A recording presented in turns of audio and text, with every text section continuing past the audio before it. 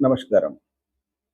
భారతదేశంలో ఉన్నటువంటి అన్ని రాష్ట్రాల ముఖ్యమంత్రుల్లో ఉత్తరప్రదేశ్ ముఖ్యమంత్రి యోగి ఆదిత్యనాథ్ ఒక ప్రత్యేక స్థానాన్ని ఎలా ఏర్పరచుకోగలిగారు?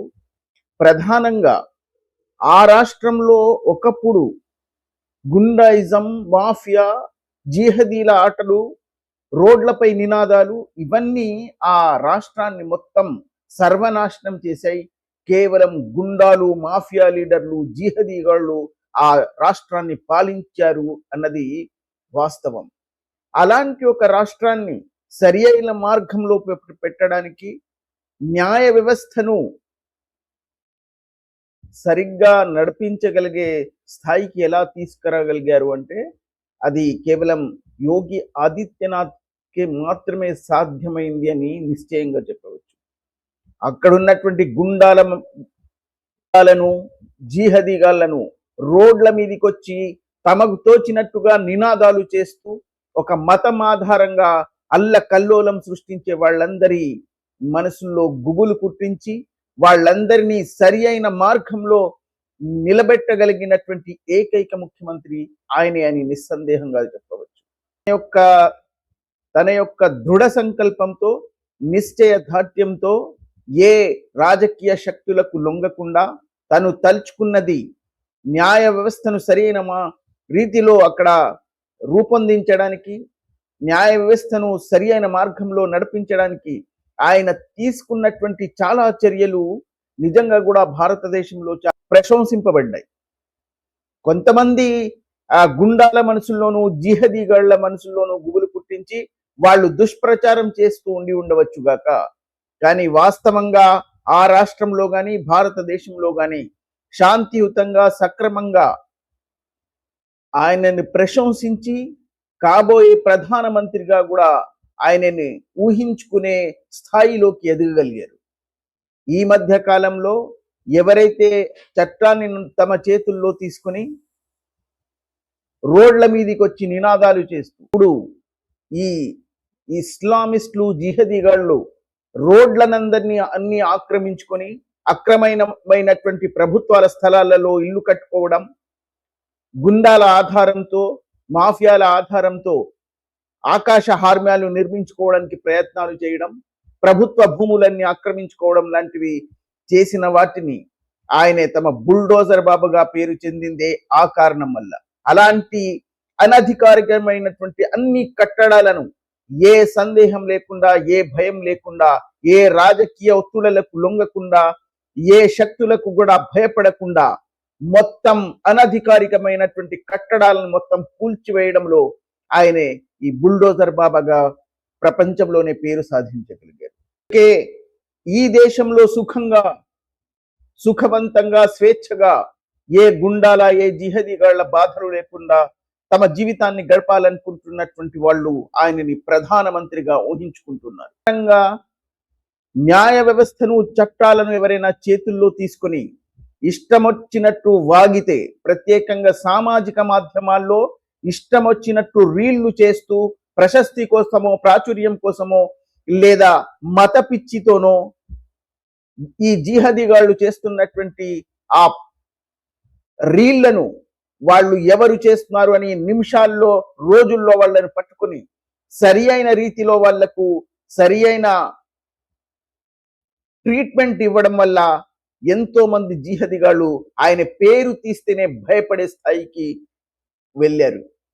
ఇప్పుడు సంభల్ అన్న ప్రాంతంలో ఎన్ని అరాచకాలు, ఎన్ని దుర్మార్గాలు జరిగాయో గతంలో మనం చూసాం. అలాంటి ఒక నగరంలో ఇప్పుడు కొత్తగా వచ్చినటువంటి ఒక పోలీస్ అధికారి ముస్లిం సమూహంలోని చాలా మందిని పిలిచి ఆయన చేసినటువంటి ఆ వ్యాఖ్యలు ఇప్పుడు వివాదంగా కూడా మారాయి. बहुत सारे लोगों को ना उनको खुजली इस बात की मची है कि साहब झगड़ा तो हो रहा है ईरान के इजराइल के बीच में, और वो बीच में ना अपनी टंगड़ी घुसाए पड़े हैं। भाई अगर इतनी दिक्कत है तो आप बैठ जाओ जहाज में, जब जहाज लेने जा रहा है वहां ईरान में फंसे हुए भारतीयों को, तो जहाज में बैठ जाओ और चले जाओ, और जाओ लड़ो ईरान की तरफ से, लौट के आ जाओ। लेकिन किसी दूसरे दो देशों के बीच में झगड़ा हो रहा है और उस झगड़े का अगर हमारे देश में कानून व्यवस्था पर कोई असर पड़ेगा तो हम फिर इलाज कराएंगे बहुत बढ़िया वाला। భారతదేశంలో కొంతమందికి కొత్త దురద ప్రారంభమైంది. యుద్ధం జరుగుతుంది ఇరాన్లో అమెరికా మరియు ఇజ్రాయెల్‌కి మధ్య. కానీ గుండెలు బాదుకుని కన్నీళ్లు కారుస్తూ రోడ్ల మీదకి వచ్చి నినాదాలు చేస్తున్నది ఇక్కడ. మీకు అంత గూలగా ఉంటే, అంత దురద ఉంటే, అంత బాధ ఉంటే, అంత గుండెల నొప్పి ఉంటే మేము భారతీయుల కోసం ఇరాన్‌కు ఓడలు పంపిస్తున్నాం. మీరు అందులోకి వెళ్ళి ఆ ఇరాన్ వైపు నుంచి ఇజ్రాయెల్‌తో అమెరికాతో పోరాడండి. అక్కడ చేయండి మీ జిహాద్ అని ఈయన చాలా బాగా హెచ్చరించారు. कहीं पर किसी भी प्रकार का किसी नमाज में, अलविदा की नमाज में या जुमे की नमाज में कोई भी किसी प्रकार के किसी देश के विरोध में, किसी किसी के विरोध में कोई स्लोगन, कोई पट्टी, कोई नारा ये नहीं होना चाहिए। हम हिंदुस्तानी हैं, हम भारतीय हैं, हम यहाँ सुकून से रह रहे हैं। 2 देशों के बीच में, 4 देशों के बीच में जो लड़ाई हो रही है वो उनके अपने अंतर्राष्ट्रीय मुद्दे हैं, वो जानेंगे उसके लिए। लेकिन कोई आदमी आए, साहब 10 आदमी खड़े होकर छाती पीट रहे हैं, हाय हाय हाय साहब ईरान को मार डाला, ईरान को मार डाला। अरे भाई इतना वो है तो चले जाओ ईरान, इसको जाना। लेकिन ये चीजें बिल्कुल हम बर्दाश्त यहाँ नहीं करेंगे कि हमारे यहाँ आके कोई भी आदमी अपने देश में आके यहाँ कोई फिजा बिगाड़े। ఒకటి మాత్రం బాగా గుర్తుంచుకోండి, మీ ప్రార్థనలో అంటే నమాజ్లో, అది మీ పండుగ నమాజ్ అయినా, మీ ఇప్పుడు రాబోయే జుమ్మెతుల్ విదా అంటే ఈ రంజాన్లో చిట్ట చివరి శుక్రవారం జరిగే ప్రార్థనల్లో కానీ, ఏ దేశం గురించైనా నినాదాలు కానీ, ఆ వాళ్ళ కోసం హాహాకారాలు కానీ, ఇరాన్ను చంపేస్తున్నారని ఆ కన్నీళ్లు కాస్తూ రోదనలు కానీ ఈ దేశంలో కనిపిస్తే, ఇక్కడ చేస్తే, ఈ ఆయా దేశాల అంతర్జాతీయ వ్యవహారాలు, అది వాళ్లకు సంబంధించినటువంటి విషయాలు, దాన్ని ఆధారం చేసుకుని ఈ దేశంలో చట్టాలను తమ చేతుల్లో తీసుకొని వ్యవహరిద్దామనుకునే వాళ్లకు ఇక్కడ ఉన్నటువంటి శాంతియుతమైనటువంటి వాతావరణాన్ని కలుషితం చేయాలని ప్రయత్నిస్తే కఠినమైనటువంటి చర్యలు తీసుకోబడతాయని చాలా కఠినంగా సూచించారు. మీకు అంతగా ఇరాన్ పై ప్రేమ పొంగి పొర్లుతూ ఉంటే మా ఓడలు వెళ్తున్నాయి, అందులో కూర్చొని వెళ్ళి ఇరాన్లో దిగి వాళ్ళ కోసం పోరాటం చేయండి, కన్నీళ్లు కార్చండి అని మరీ మరీ హెచ్చరించారు. 2 దేశాల మధ్య, 4 దేశాల మధ్య యుద్ధాలు జరుగుతున్నాయంటే వాళ్లకు సంబంధించిన విషయం, వాళ్ళ అంతర్జాతీయ వ్యవహారాలను వాళ్ళు పరిష్కరిస్తుంటారు. వాళ్లకు సంబంధించినటువంటి సమస్య అది. ఏ మాత్రం సంబంధం లేనటువంటి మీరు వెళ్ళి అందులో పాదం మోపి ఇక్కడ అల్లకల్లోలం సృష్టిస్తాం, ఈ ప్రాంతంలో న్యాయ వ్యవస్థను, చట్ట వ్యవస్థను చేతుల్లో తీసుకొని ఇక్కడ అల్లకల్లోలం సృష్టిస్తామంటే అది సహించబడదు. ఇది భారతదేశం. ఇక్కడ అందరూ సుఖంగా శాంతియుతంగా తమ జీవితం గడపాలనుకుంటున్నారు. అందులో విషం కలపడానికి ప్రయత్నిస్తే సరి అయినటువంటి ఆ రోగానికి చికిత్స మేం చేస్తాం. ఈ దేశంలో దాన్ని ఆధారంగా అల్లకల్లోలం సృష్టిస్తామంటే సహించేది లేదు. సరి అయిన చికిత్స చేసి పంపిస్తాం. ఒకవేళ ఆయా దేశాల యుద్ధాలపై ఏదైనా ప్రవర్తించాలి అంటే అది మన ప్రభుత్వాలు చూసుకుంటాయి. అందులో మీ అవసరం లేదు, మీ సలహాలు అవసరం లేదు. అది ప్రభుత్వాలు ఏం చేయాలో, ఎలా నిర్ణయాలు తీసుకోవాలో, ఏం చేయాలో అది ప్రభుత్వం నిర్ణయం తీసుకుంటుంది. మీరు వ్యక్తిగతంగా దాన్ని పురస్కరించుకొని ఇక్కడ నినాదాలు చేసి అల్లకల్లోలం సృష్టిస్తామంటే మేము పోలీసులు ఆ పోస్టర్లు ప్రింట్ చేసిన వాడిని కూడా పట్టుకొని వాడికి కూడా సరి అయిన చికిత్స అందిస్తాం అని కఠినంగా హెచ్చరించారు. పోలీస్ అధికారి మరో విషయం కూడా చెప్పారు. నేను చూశాను ఇన్స్టాగ్రామ్లో కానీ మరో సామాజిక మాధ్యమాలలో కానీ రీళ్లు చేస్తూ ఇరాన్లో అది జరిగిపోయింది, ఖుమేనీని చంపి చేశారు అని ఆహాకారాలు చేస్తూ ప్రసిద్ధి కోసం, ప్రాచుర్యం కోసం ఇలాంటి రీళ్లు చేసి ప్రచురించే వాళ్ళను కూడా వదిలేది లేదు. ఇక్కడ ఉన్నటువంటి శాంతియుత వాతావరణాన్ని కలుషితం చేయాలని ఈ రీళ్ల ద్వారా వాళ్ళు ప్రశస్తి పొందాలని భావిస్తే ఏ మూల దాక్కున్నా సరే పట్టుకొని వచ్చి సరి అయిన చికిత్స చేస్తామని మరీ హెచ్చరించారు. అది ఈ సముదాయ నేతలతో చెప్తున్నారు.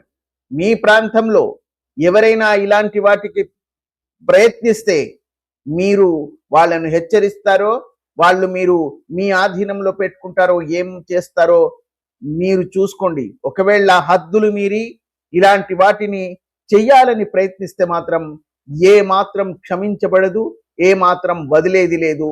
అందరికీ సరి అయిన రీతిలో సరి అయిన చికిత్స జరిపించే వదులుతామని ఇంత ఖచ్చితంగా హెచ్చరించగలిగినటువంటి ఆ ప్రభుత్వ పోలీస్ ఆఫీసర్లు, ఆ వాళ్లకు నేతృత్వం వహిస్తున్నటువంటి ముఖ్యమంత్రి ఇలాంటి కఠినమైనటువంటి నిర్ణయాలు తీసుకోలేకపోతేనే ఈ శాంతికి భంగమై ఆయా ప్రాంతాల్లో అల్లకల్లోలాలు సృష్టించబడి అక్కడున్నటువంటి సాధారణమైనటువంటి వాళ్ళ యొక్క జీవితాలు నరకతుల్యమవుతాయి. షాపులు తగలబడతాయి, వాహనాలు తగలబడతాయి, యాత్రికులకు ఇబ్బందులు కలుగుతాయి. నరమేధం సృష్టించడానికి అది నాంది పలుకుతుంది. కాబట్టి వాళ్లకు ఈ తొలి దశలోనే సరైన చికిత్స జరపగలిగితే, హెచ్చరించగలిగితే ఎలాంటి జిహది అయినా ఇలాంటి వాటిని పూనుకోడు అని మన ముఖ్యమంత్రి ఆదిత్యనాథ్ గారికి తెలుసు. ఆయనే నేతృత్వంలో పోలీసు అధికారులకు తెలుసు. కాబట్టి వాళ్ళు సరి అయిన రీతిలో, సరి అయిన సందర్భంలో, సరి అయిన సమయంలో ఆ సముదాయం నేతలకు హెచ్చరిస్తున్నారు. రేపు మళ్ళీ వచ్చి ప్రభుత్వాన్ని, పోలీసు అధికారులను, ముఖ్యమంత్రిని విమర్శించకూడదు ఏదైనా జరిగితే. ఇంత క్రమశిక్షణగా వాళ్ళు వ్యవహరిస్తున్నారు కాబట్టే ఈరోజు భారతదేశంలోనూ ఉన్నటువంటి అధికమైనటువంటి హైందవ సహోదరులు ఎవరైతే శాంతియుతంగా, సుఖంగా తమ జీవితాన్ని దేశంలో గడపాలనుకుంటున్నారో వాళ్ళు భావి ప్రధానమంత్రిగా అందుకే యోగి ఆదిత్యనాథ్ ఊహించుకుంటున్నారు. కానీ ఒక పోలీస్ వ్యవస్థ కానీ, ఒక ముఖ్యమంత్రి సరి అయిన సూచనలు పోలీస్ అధికారులకు ఇచ్చి, ఆ పోలీస్ అధికారులు సమూహంలో ఉన్నటువంటి పెద్దలకు ఆ సమాచారాన్ని అందించి సరి అయిన రీతిలో వాళ్ళు ఆ చట్టాలను, వాళ్ళ యొక్క ఆజ్ఞలను పాటించకపోతే ఏం సంభవిస్తుందో సూచించడానికి ఇది ఒక ఉదాహరణగా మనం తీసుకోవచ్చు.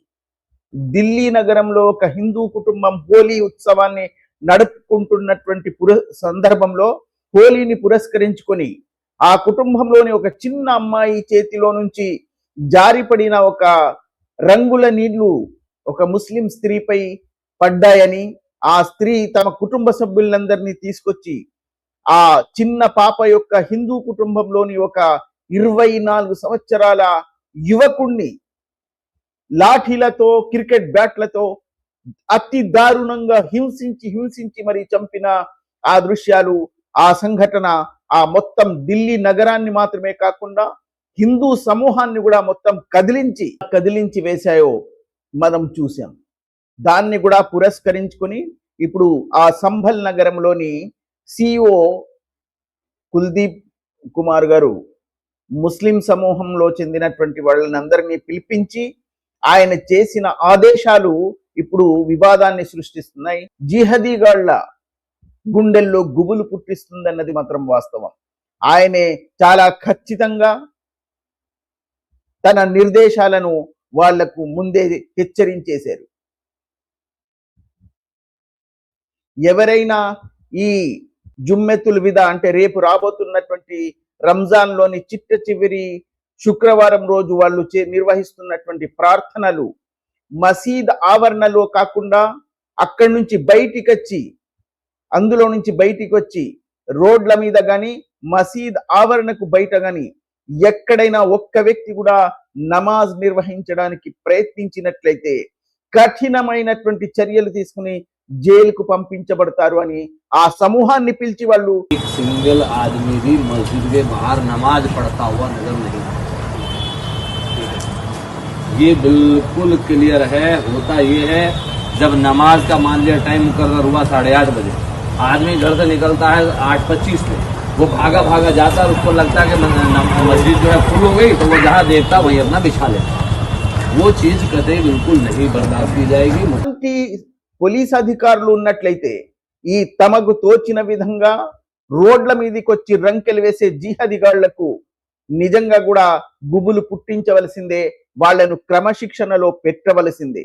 ఒకవేళ వీళ్లను క్రమశిక్షణలో పెట్టకపోతే దేశంలోనే అల్లకల్లోలం సృష్టించగల మహత్తరమైనటువంటి శక్తి కలిగి ఉన్న సమూహం అది. ఎవరినైనా బెదిరించి ఎవరి ముందైనా సరే ప్రార్థనల పేరుతో తమ అధికారాన్ని చెలాయించడానికి వాళ్ళు సిద్ధహస్తులు. కాబట్టి ఇలాంటి జిహాదీగాళ్ల తోలు తీయడానికి, వాళ్ళను సరి అయిన మార్గంలో పెట్టడానికి, క్రమశిక్షణతో మెదులుకోవడానికి ఇలాంటి అధికారులు చాలా అవసరం. చాలా రాష్ట్రాలు కూడా ఇలాంటి ముఖ్యమంత్రిని చూసి, ఇలాంటి పోలీస్ అధికారులను చూసి నేర్చుకోవాల్సింది చాలా ఉంది. కానీ చాలా రాష్ట్రాలు ఓట్ల కోసం, రాజకీయ ప్రాబల్యం కోసం, పదవుల కోసం వీళ్ళందరినీ విచ్చలవిడిగా వదిలేసి ఇక్కడ హైందవ సమూహాన్ని భయపెట్టించే స్థాయికి వాళ్ళు ఎదగగలుగుతున్నారు. పైగా ఆయనే నిక్కచ్చిగా హెచ్చరించినటువంటి మరో అంశం, ఎవరైనా ఇరాన్ అన్న దేశంలో జరుగుతున్నటువంటి సంఘటనలను పురస్కరించుకొని ఈ దేశంలో నినాదాలు చేయడం కానీ, నెత్తి మీద నల్లని గుడ్డలు కప్పుకొని నృత్యాలు చేయడం కానీ, కన్నీళ్లు కార్చడం కానీ చేస్తే వాళ్లకు ఈరాన్ వాళ్ళను ఓడల్లో ఎక్కించి ఇరాన్కు పంపించేస్తామని ఆయన చాలా ఖచ్చితమైనటువంటి నిర్దేశాలు, ఆజ్ఞలు, హెచ్చరికలు జారీ చేశారు. సరి అయిన రీతిలో ఇలా హెచ్చరించగలిగితేనే ఈ జిహాదీగాళ్లను క్రమశిక్షణలో ఉంచగలం. వాళ్ళ యొక్క ఆ దౌర్జన్యాలను, దాష్టికాలను మనం అదుపులో ఉంచగలం. అందుకే మొత్తం భారతదేశంలోనే ఒక వ్యత్యాసమైనటువంటి ముఖ్యమంత్రిగా క్రమశిక్షణతో జీవితాన్ని గడపడానికి, ఎవరైతే స్వేచ్ఛగా భయం లేకుండా తమ యొక్క జీవితాన్ని గడపాలనుకుంటున్నటువంటి వాళ్లకు ఎలాంటి ఆటంకాలు కలవకుండా, ఏ జిహాదీగాడు వాళ్లను అడ్డుకోనకుండా తీసుకుంటున్నటువంటి చర్యలు నిశ్చయంగా ప్రశంసనీయమైనవి. పైగా ఇప్పుడు భారతదేశంలో చాలా బహుభూరిపక్షమైనటువంటి హైందవ సమూహం ఆయన కాబోయే ప్రధానమంత్రి అని ఊహించుకుంటున్నారు. భారతదేశం సుఖ సంతోషాలతో జిహాదీగాళ్ల ఆటలు కొనసాగకుండా, వాళ్ల చేతుల్లోకి ఈ దేశం వెళ్లకుండా జిహాదీల ఆట కట్టించాలంటే ఇలాంటి ఒక ప్రధానమంత్రి భవిష్యత్తులో మనకు చాలా అవసరమని భావించడంలో ఏ తప్పు లేదని, అలాంటి వాళ్లే ఈ దేశాన్ని భావిలో ప్రధానమంత్రులుగా రావాలని ప్రతి ఒక్కరూ కోరుకుంటున్నది కూడా సత్యం, అది వాస్తవం కూడా.